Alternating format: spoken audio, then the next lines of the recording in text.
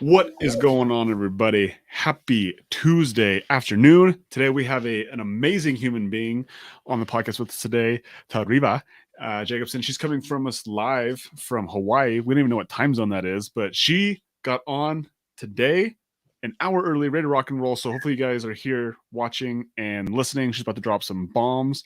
She's been in the game for a minute, and we're excited to get into learning about what she has going on today and what she sees in the vision of the future of the real estate market, but also what she has going on in the future as well. But let's start with Tereva, you coming in and just like sharing with us like who you are, a little background on you, and like how did you get into the game of real estate? Like you have a lot of stuff going on, so please. Yeah. All right. So, hi, I'm Tereva Jacobson. I am originally from Tahiti, French Polynesia, and then Wow. I moved to Maui at 18 years old. Um, and I would say I've been investing in real estate investing for 2 years now. I'm a mom. I also own an all-girl Tahitian dance school here on Maui. And yeah, living life, love being a mom, love being an entrepreneur, and love real estate investing. That's about it. So tell me, like what brought you to Hawaii at 18 years old, and what was life like growing up on the Polynesian Islands? Okay, so very simple. What brought me to Maui is a boy. This Maui boy Oh, I met when I was a senior in high school in Tahiti. He's a musician, so I'm a dancer. He's a musician. We ended up at like the same like family party, and we just kept in touch until I graduated from high school, and then within a year I moved to Maui. Uh, Growing up in Tahiti, I mean, love it. Love my culture, love my family, love our food, and I really like the simple life. And coming to Maui was very similar. I really like the island life. mm-hmm. Nature is just like a 10-minute drive away, whether it's beach, hikes, mountain, and stuff. I only after I moved here on to Maui, I realized that I definitely am an island girl. I really enjoy this. I don't mind vacationing somewhere else, but I really like the island life. So it wasn't too big a difference between Tahiti and Maui. The only thing is Tahiti is a French territory. Maui's an American state, so there's a bit of a cultural clash Mm, there. But I would say it took me a couple of years to kind of adjust to Maui life, I guess. that's awesome. And so for all the people who are out there who don't know where Tahiti is, educate everybody, including myself as well, of like on the globe, where is Tahiti at? So Tahiti is in the middle of the Pacific Ocean. It is actually directly south of Hawaii. I believe the flight is like 5.5 hours, so it's not that crazy transition. Got it. Same day, same time as Hawaii. Um, and we're like a huge, huge archipelago of I don't know, 100 something islands. And yeah, I mean, the original Hawaiian people do come from Tahiti. Nice. So there's a like our cultures, like the Tahitian culture and the Hawaiian culture, are very similar.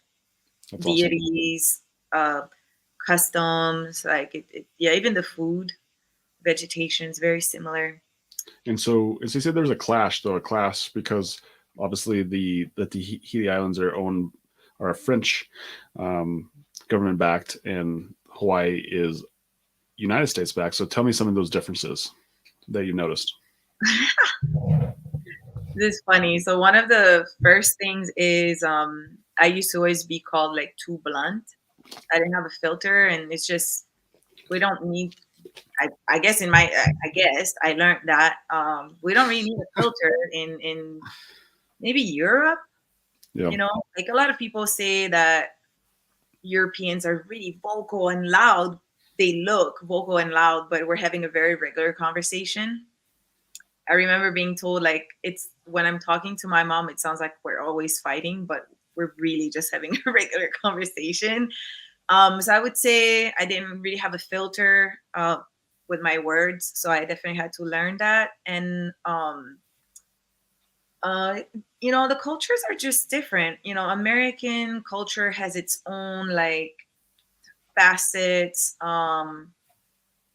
Uh, may and not in a negative way. Like I would say, consumerism is more prolific, I guess, in the Yeah. United States. What else? So the thing too is Tahiti is so remote from France that we're not as, I feel, in my opinion, we're not as like strictly governed as perhaps Hawaii is by America or Yeah. the United States. So I think that too, like we have our own like government, and they kind of have laws that are different from the French laws compared to here. We seem to kind of mimic, like Hawaii seems to always mimic the federal laws and such. Yeah. Yeah, it's a bit different. Trying to think what else. I would say that that's like the biggest thing, and of course the food. The food's really really different. French cuisine is way different from American food. You know, so That's those are awesome. big differences. Oh, and the educational system as well is really different. Um, I don't know how to explain this, and just to preface this, I'm not saying one is better than the other Oh, whatsoever. be Um, blunt. Tell us like it is. yeah, I mean it's just different. I think in high school I was learning things that they're learning here in college. Like I, Yeah. I could follow college courses with just my high school education here. So is it? I mean, I went to a private high school too, so Yeah. maybe it was a bit, I don't know, elevated in the educational system. I don't know, but yeah, education is different. I had school 6 days a week, all day. Wow. Um, It's awesome. yeah, so it was just a bit pushed, a bit more pushed than here. But again, I went to a private high school, so is it because it was private or is it just the norm? I can't tell you. I wouldn't Yeah. know. I didn't go to high school here, so and I Awesome. didn't go to college here either, so I don't really know. And so once you got here at 18 years old, and then tell us about your business life. And so you have the dance school. Was the dance school before before you got into real estate? Is that something that has been in the last couple of years as well? Like, tell me about your business adventures once you came over to Hawaii. Okay, so I came to Maui, Hawaii at 18 and a half years old. That was in 2003. Okay. Um, had to go through what's that called? Like, that's like residency, whatever. I have a green card. Okay. Um, so I'm considered a permanent resident. And I went right in, kind of like right into the workforce. I worked at a bank for quite a while. So I have like a big financial background. And I also danced part time. So I was born in a family of dancers and cultural practitioners. So I danced all my life in Tahiti. Then I came here, and I don't know if you're familiar with Hawaii. They have the luau shows here, Hmm. and that's not a full time job, but it's like kind of a part time job. You could dance 5 days a week for like 2-3 hours a day type of thing. You make good money for a short amount of time. So I Nice. kind of did like two jobs, like full time day job, and then the luau or the dancing 5 nights a week or so. So I did that for a really long time, and um, then I met. So I'm no longer with the guy that I came for. I guess back in 2003. We were together for a long time, and then separated. In 2011, I met my now husband, and where did I say that? And then in 2012, I became a mom, and I was still like hustling, but on top of that, I was also a mom, so it just became too much, like the two jobs and being a mom and mom duties and such. Yeah. So um, on then, like I was saying, this is gonna make sense in a little bit. So I was already a bit overwhelmed from having 2 to 3 jobs and being a mom. And then in 2017, I had a big reality check. I lost my mom, who again is still in Tahiti. So I dropped everything here. My daughter and I went to Tahiti for 2 months. Yeah. So my family sacrificed a lot, Mm. right? I didn't make money for 2 months. There was nothing happening. So my husband had to like continue working to obviously pay the bills here. And I was in Tahiti to say goodbye to my mom and handle a bit of the family affairs after her passing. And how to explain this? So it was a big reality check. Fast forward a few months later, I decided to open my dance school. So my dance heritage does come from my mom. And I think after she passed, I realized that I was the last one to hold this education or this legacy of dancing, and I just felt the need to pass that on. So I decided to open a dance school here, an all-girl dance school. Nice. And so that's kind of how the whole entrepreneurship started. I still had a job, still a mom, but here I am adding a business Yeah. venture. It started very small and then it grew to something I didn't expect in a really short amount of time. And at the same time, in 2017, I signed up for a big mentorship, a big real estate mentorship, because I knew, like, all right, I'm a mom, I'm getting older, I need to secure retirement. Like, the initial goal was just once we're done working and once we're retiring, I don't know, making Social Security, whatever that plan will be then, like we need to supplement our income. So let's get into real estate investing. Let's start buying rentals and making a bit of cash flow, something that'll help. So I get into this mentorship, don't do anything for a long time, for over 2 years, but I was also focusing on my dance school. Now we're in early 2020.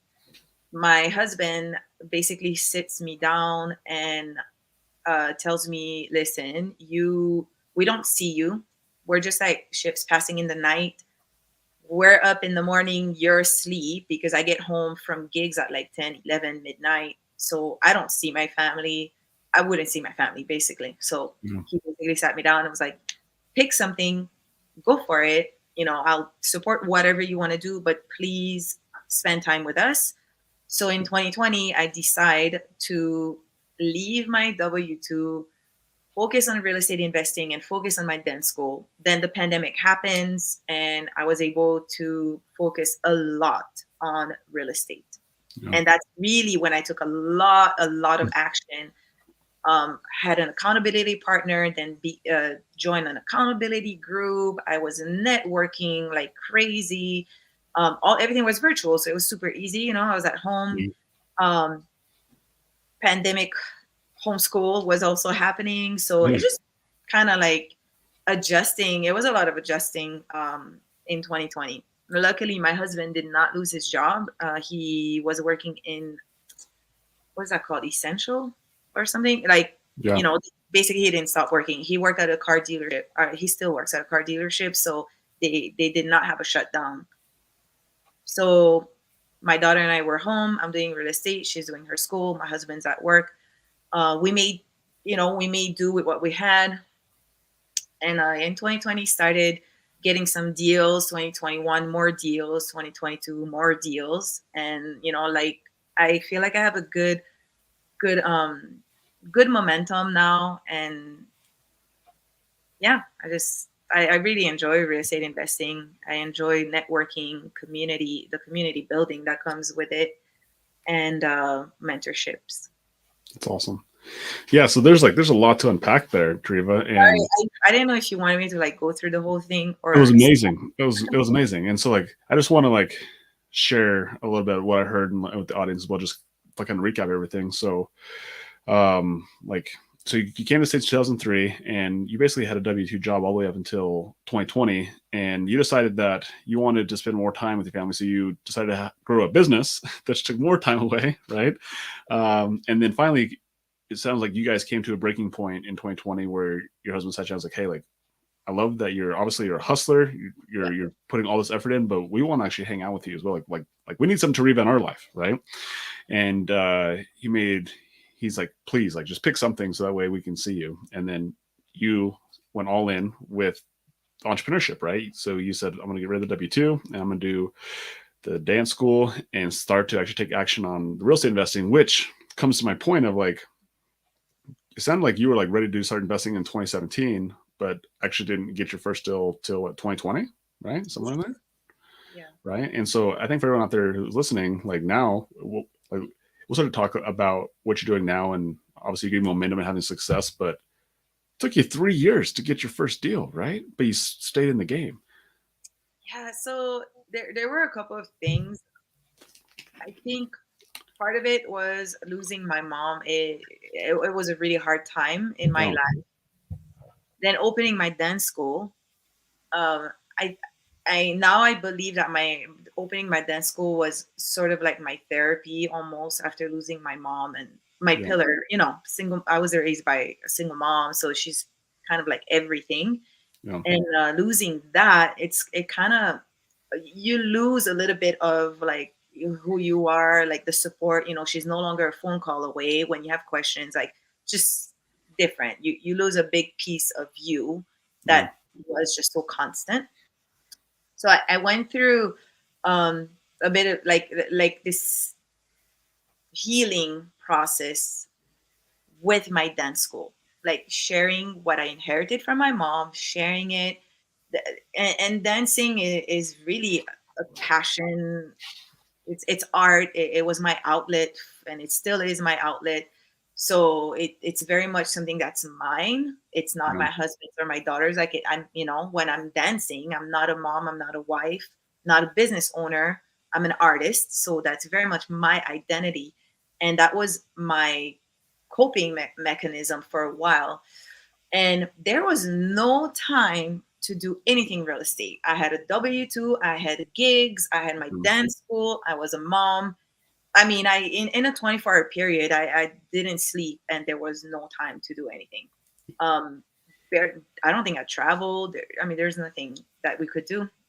So anyway, those couple of years for sure were a bit of analysis paralysis, but also like I think it was a bunch of building blocks because today I can say that I was able to leave my W-2 because I had a dance school, Yeah. bringing income. Like I wouldn't be able to leave my W-2 without my dance school. Mm-hmm. So it's just, when you what is that, hindsight, Yeah. you just kind of realize that you, without knowing, these blocks were coming together to get you to where you're at today.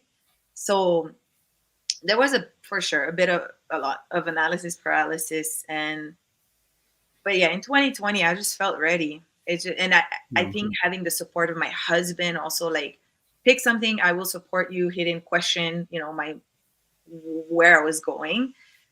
Yeah, it was really good. It was a bit of a transitional period, especially with the pandemic, but yeah, it's really working out now. I think again, it's just important to highlight that for all the new real estate investors out there, people who are just getting started, and everybody wants to make $1 million today, right? They want to have the passive income. They want what you have right now, but there's seasons, and not to say that it's going to take everybody 3 years, but I have a very similar story too. That I knew that I wanted to start investing in real estate in 2015, but we didn't buy our first investment property until 2019, and very similar. Like I had a business, and I realized, looking back on it, it's just like the business needed to be the focus. It needed to be grown, right? It needed me to grow. Actually, it's not like, as Yeah, you know, like when you grow a business, it's not even the business grows, it's you as a human being grows, because as totally. you grow, the business grows. Exactly. And then sometimes it just, all of a sudden, it just makes sense, and then real estate is just like, it's there. And I think that's really cool to highlight. That part of your story is, which I want to get a little bit more into, like actually those first couple of deals of what you actually did. But if anybody's listening, it's like there's a season, and sometimes it's just being in the game long enough, and always just understanding that, like, hey, like maybe right now you're not making the phone calls, maybe right now you're not out there knocking on doors, and you're not putting in offers, but as long as you continue to realize like that's the end goal, or that's something you want to do, like maybe you have something else that acquires your attention. Like it wasn't your plan for this happened to your mom, right? It wasn't like that wasn't part of the plan, but you got to adjust. Mm-hmm. And like I remember being in that lost phase where I didn't know where to go between my dance school, my job. It's like, well, I need a job to live. How could I leave my W-2 and get into real estate where there may not be any income for 3-6 months? Like, who knows, right? And sometimes you need money for marketing. I mean, it's just like I was bouncing back and forth between keeping the W-2, getting no sleep, or stopping the W-2, not getting money, but getting into real estate. It was a bit of a juggling war, like uh, inside war, I guess. But to kind of emphasize on something, the whole like $1 million thing that you just mentioned, the comment you just made. There's, how do you say it? Maybe it's on social media, maybe in mentorships. There's just so much to overcome personally, and there's a lot of growing, like you said, to get to like that $1 million or whatever, that big paycheck. And I feel like personally there was a lot of a self-discovery. I mean, there was a journey of self-discovery. Like the more you take action in anything you want to do, so in our case in real estate, the more you discover yourself. For example, I don't know, what is it? Like I had really low self-esteem, so I had to overcome like that, the self-limiting beliefs. And then I I heard people saying, "Oh, network, network, network," like it, grow your network. I don't understand this, and now I do because I started networking. But before, I was trying to network, but it wasn't consistent. So, and what else did I discover? That there's just like I can really achieve more, and it was really a lot of like self-limiting beliefs. Like I never thought I could raise capital. Well, here I am raising capital. I never thought anyone would find me valuable, like any other investor would find me valuable. And here I am, like adding value to people. And that's not even real estate related. Sometimes like a personal opinion. I like social media, so I like to give tips on social media.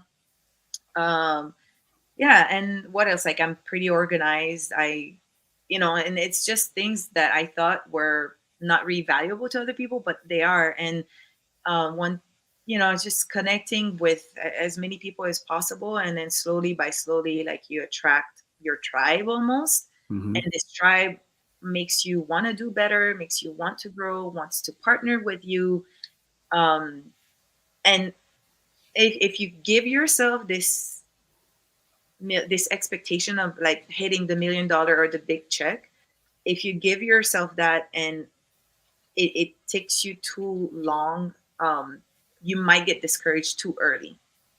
So perhaps you can give yourself like, in 10 years I'll hit 1 million, but maybe between here and then there won't be any income, or I don't know how to explain this, but having a realistic goal and focusing on the steps to get there instead of the million, instead of the price tag. It might help your self-confidence, your journey, and your personal development. Yeah. I think what you said right there is, again, it's worth highlighting, is that the target of the $1 million or the passive income, like ultimately it's not as important as the growth as you as a human being and the confidence in yourself, and to share with the audience obviously where you're at now, and like having a great social media presence, and to say that you were afraid that you couldn't get value. And I think that is ultimately just indicative of what us as human beings, like we are our biggest limiters. We are in our own way, and we self-deprecate, I guess, for lack of a better word, of like our superpowers. And there's the things that we think we're not good at are actually the things that are our biggest blessings. And again, someone like you were able to learn that and discover that through entrepreneurship.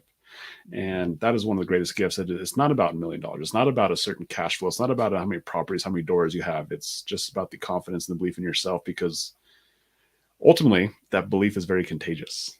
Mm-hmm. Right? You know what I find not sad, but it's sometimes things are deceiving. Mm-hmm. At one of the summit that we were just at, the mastermind we were just at, Yep.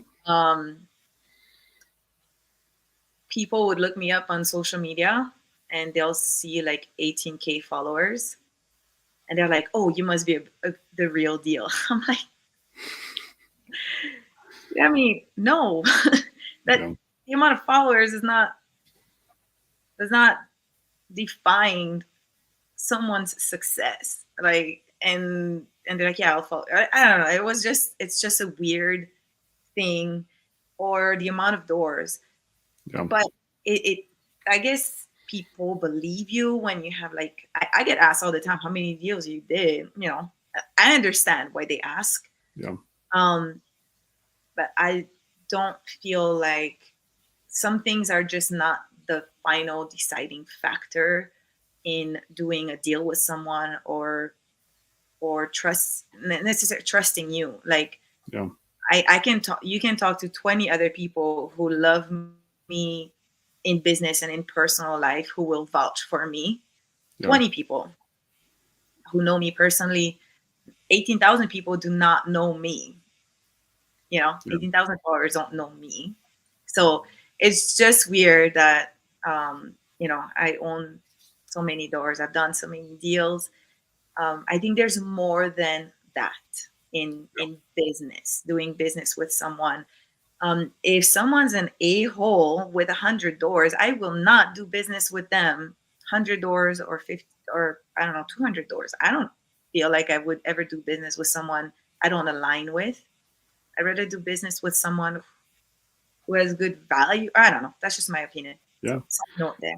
I think what you're saying is like Charlotte, like on point, is like regardless of the accolades, like number one thing is always core values, and having that, like having an alignment with someone. And then from there, of course, like if someone's never done a deal before, that plays a factor. If someone's done 100+ deals before, that plays a factor. But it's not going to play a factor if that person is an a-hole, or if you don't like the person, then you're not going to do a deal with them. Right? Yeah, yeah. And we know people who do larger deals, and I don't necessarily agree with their ways of doing deals. So doesn't I don't know.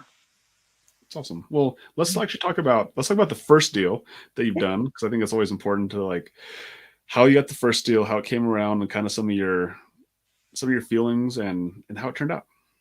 Okay, so first I was in great disbelief, couldn't believe that I got a deal under contract.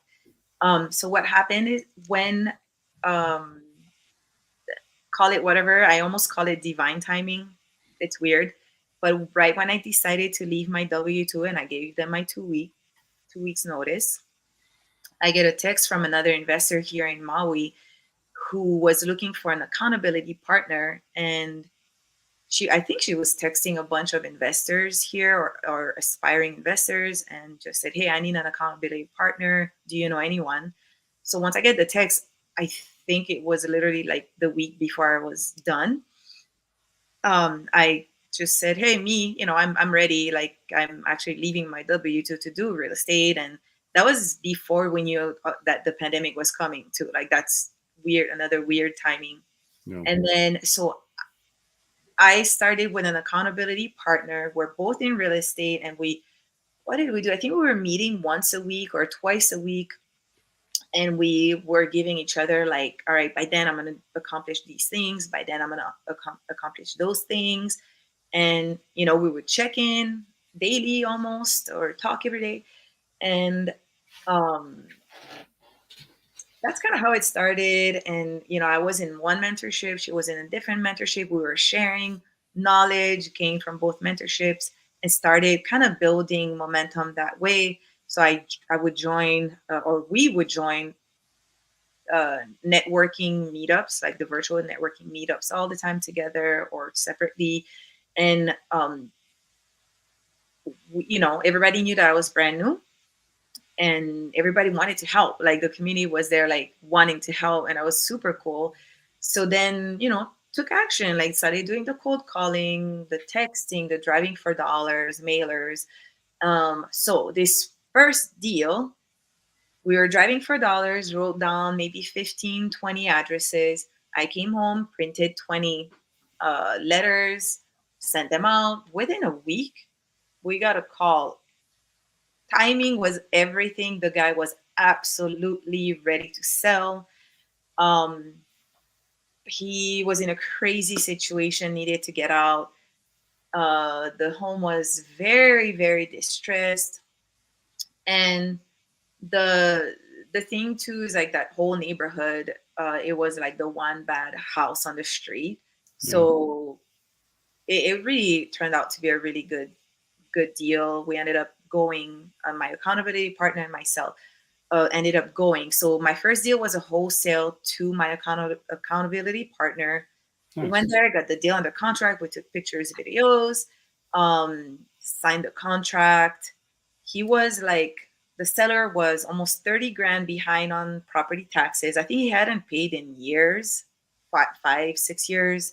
Well, He owned it outright, and he just needed enough to move away, but to move back to close to his children and buy something small. He was a single dad, single guy. Um, yeah, so I can't remember. I think we offered 375. So I wholesaled it. I made my first $5,000. Wholesaled nice. it to this other investor. She still owns the property. She turned it into a long-term multifamily. So she took on all the work, and my not really an agreement, but I had asked her like, hey, if I wholesale it for really low, it was I could have wholesaled it for a lot more, but told her, hey, if I wholesale it for really low, could I, maybe come to the job site sometimes, just ask questions about what's going on. So every now and then I would go and visit the place and see transformation with my own eyes. And if I had any questions about the construction, she was very open to sharing that with me. So uh, I think it was the summer of 2020, and then a few months later got another property under contract and also wholesaled it to her. And I think that second one I made $10,000. So that was my first year. I made 15 grand my very first year, through a pandemic. Not too bad. That's awesome. Yeah, and then I just reinvested that money back into the business. I didn't use any of it. It was back into the marketing and back to another mentorship, Subto. Subto. It's awesome. And so since you've been in Subto, like what sort of value have you got from Subto, and where has it led you to your business today? Like what does your business look like today? Subto was life changing because I basically got new real estate best friends. The community, as you know, Pace always talks about the community. Um, in Hawaii, I don't know how many of us there are now, but back then I don't think there were even 10 of us back when I first joined. Um, and our accountability leaders are an amazing reflection of Pace Morby, adding value, squatting up. So um, they welcomed me, they pushed me every time there was a bit of a lead. Like they were just there, no, no, no, you got this, do that, you'll take it to the closing table. Or it was really, really good. Like this is what, like, they were sharing all of their marketing strategies, and I would kind of copy and paste for my market.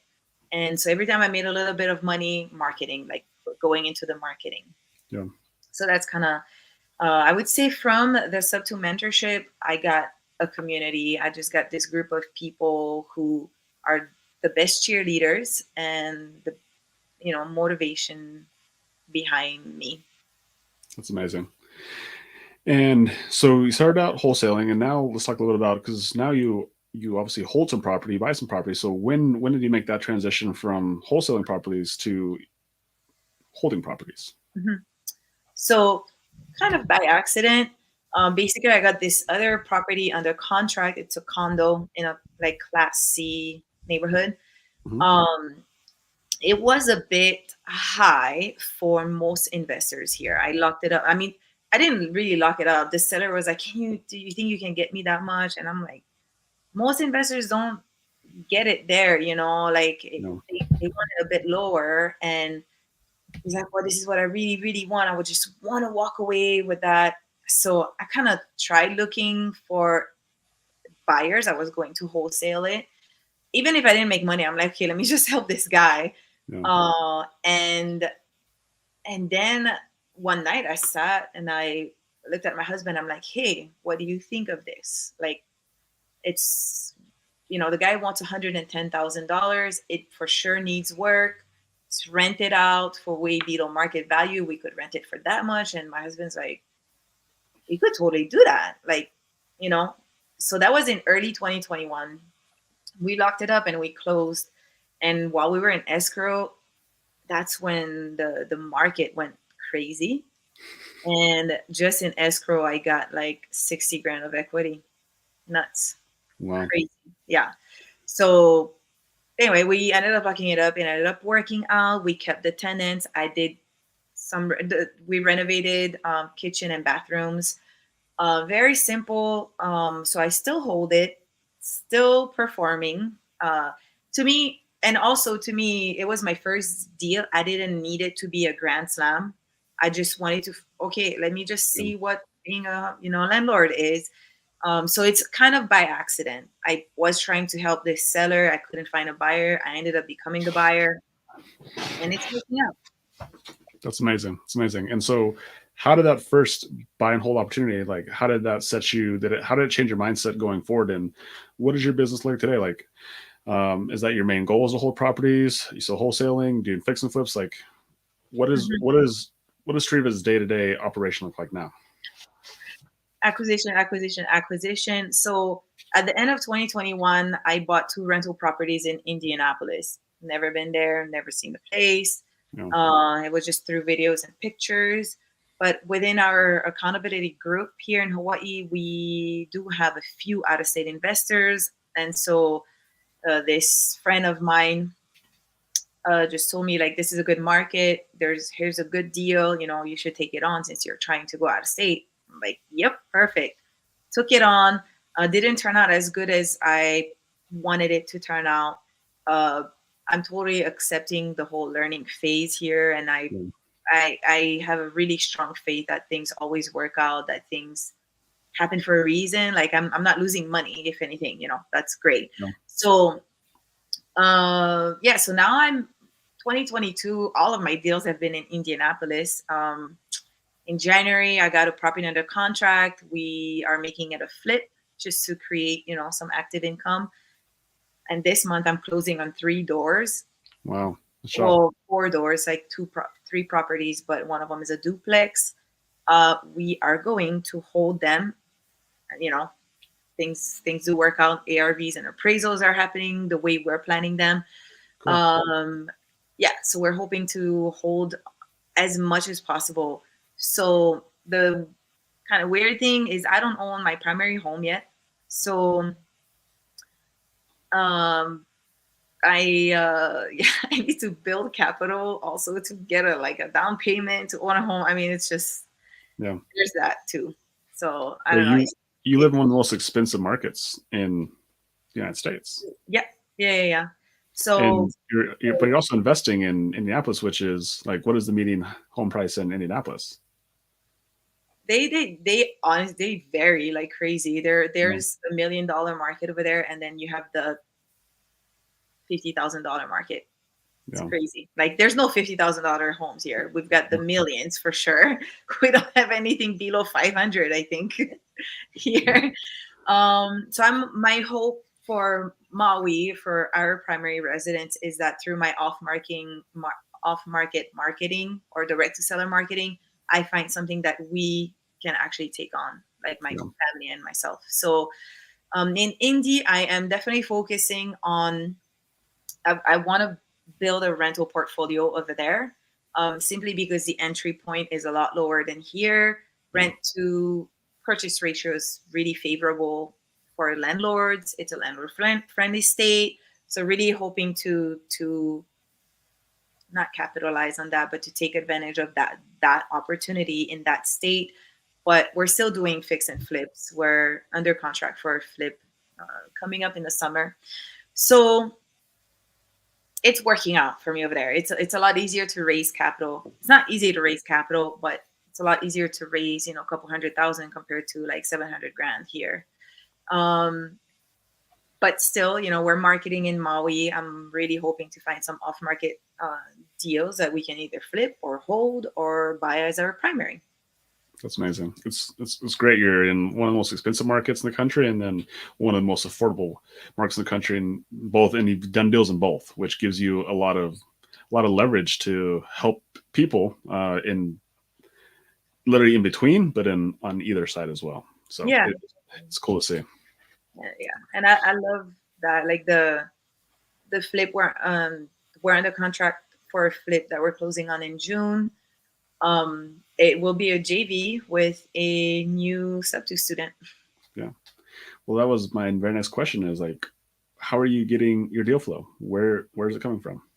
How are you partnering So with deals in Indianapolis? I kind of do a bit of everything. I do some direct to seller, and I receive leads from wholesalers, from agents, off market leads, on market leads.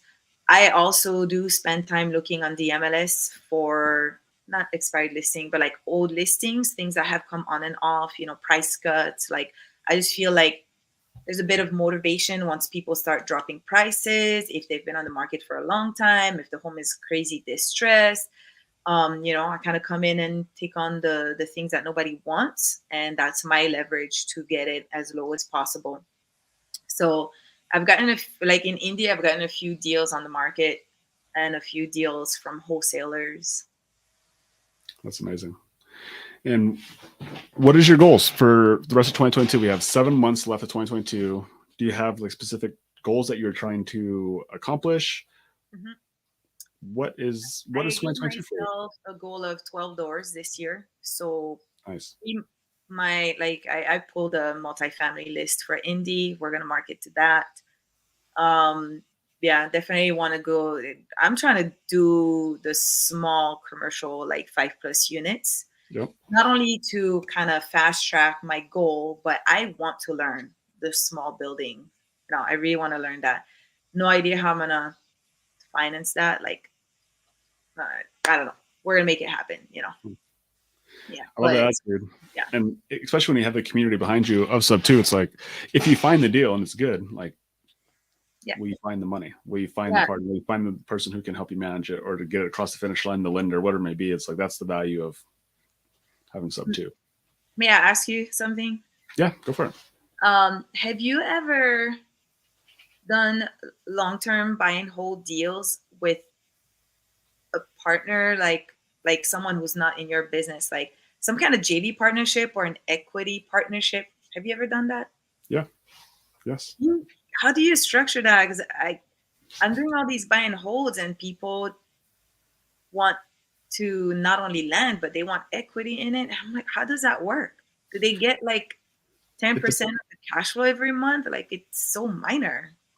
And so this goes back to just like what value that person has like outside of money. So outside of money, I mean, there's a lot of people who are willing to who are lending money, but if they have experience or they have lending to go with it or they have management experience, then there's more value to outside of just money. But I wouldn't I wouldn't partner with somebody just for the money.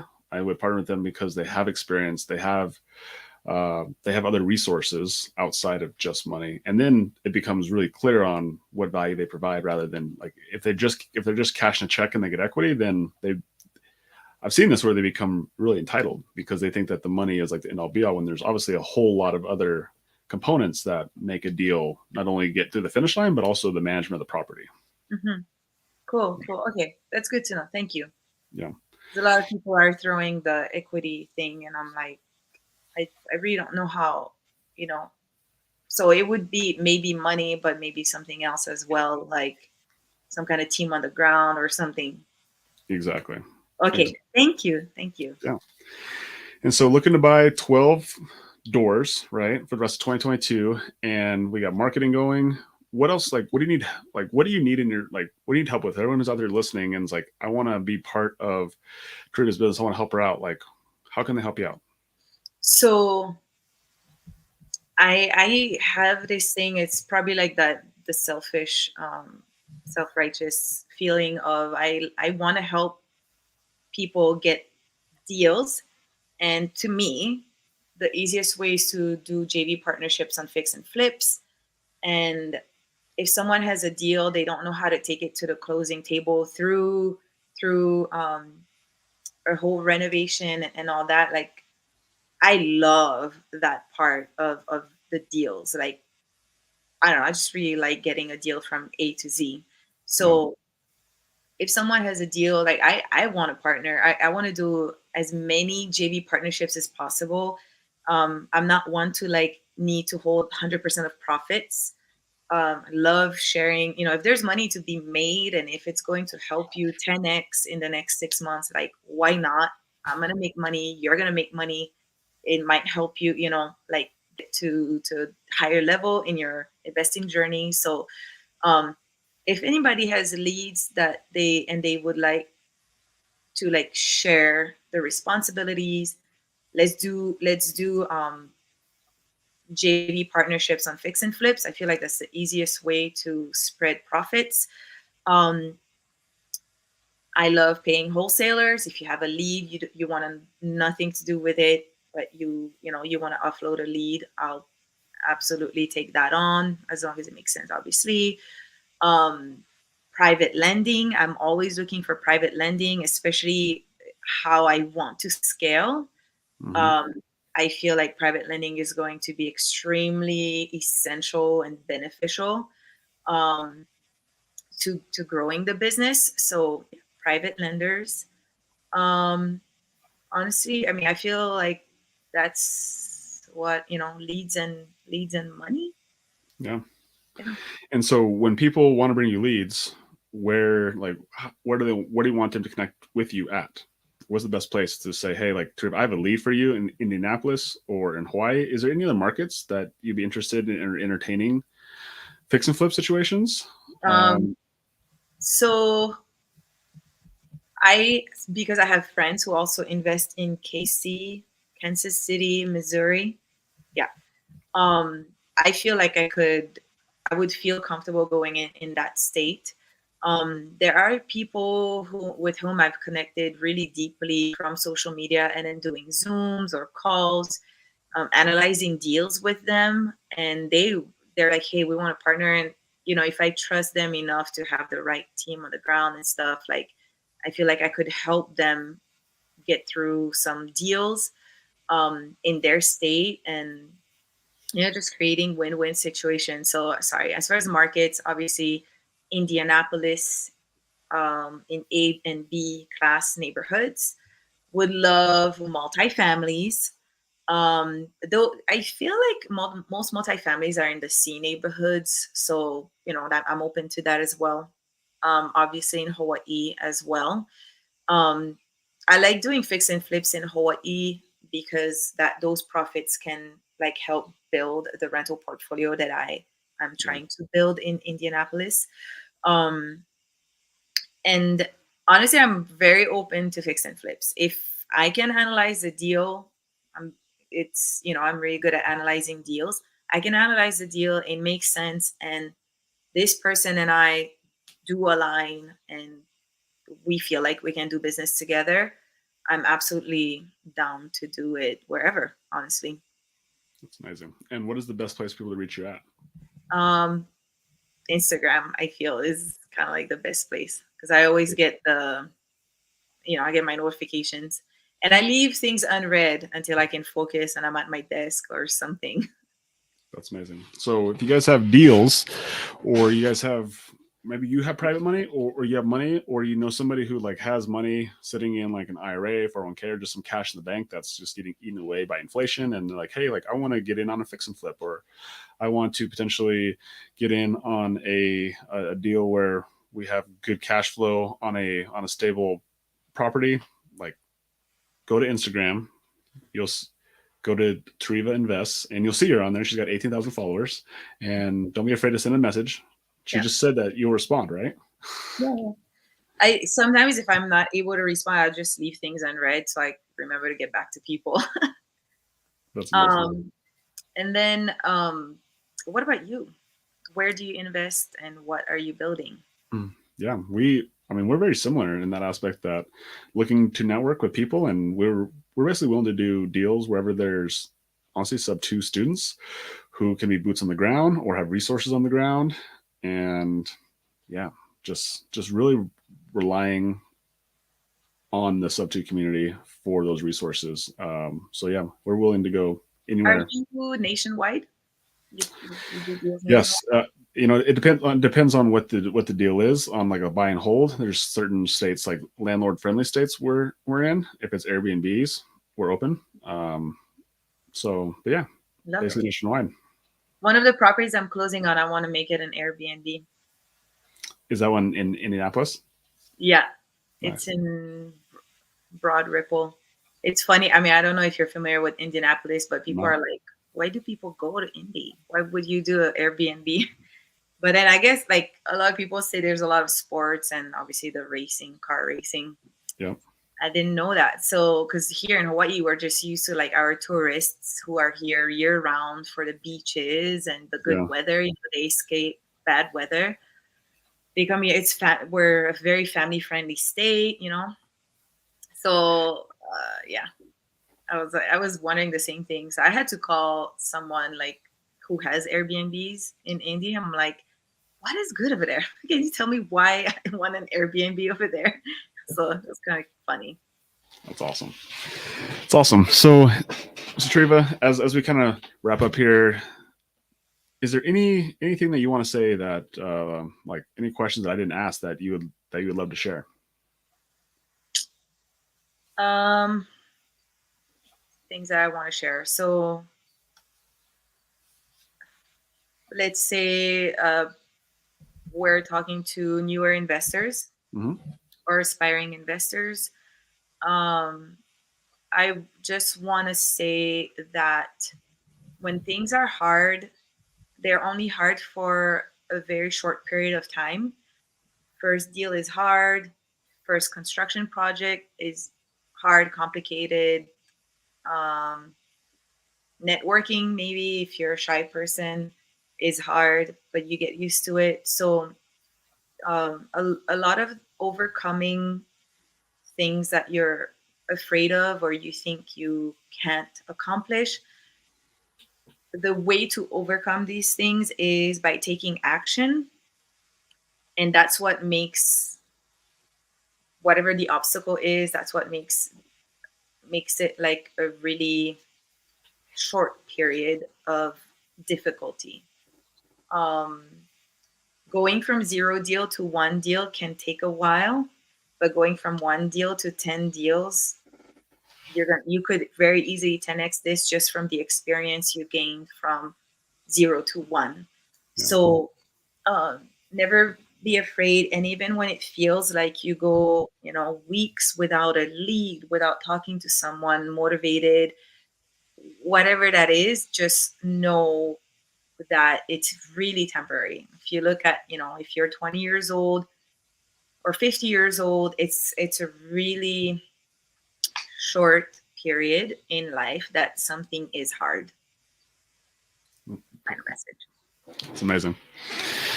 Thank you, Teresa, so much for taking the time out of your busy day. Obviously, you have a lot of stuff going on with the real estate, being a wife, being a mom, having the dance school, and just thank you so much for taking time to again share your origin story, share what you have going on right now, and then sharing your goals. And so we're gonna check back in with you here before the end of 2022 and see how many doors we're at on Yeah, that goal to hit 12 by the end of the year. So I hope I beat it. But thank you as well. Honored to be here and share and have a genuine conversation with you, Logan. Thank you so Yes. much. Thanks so much.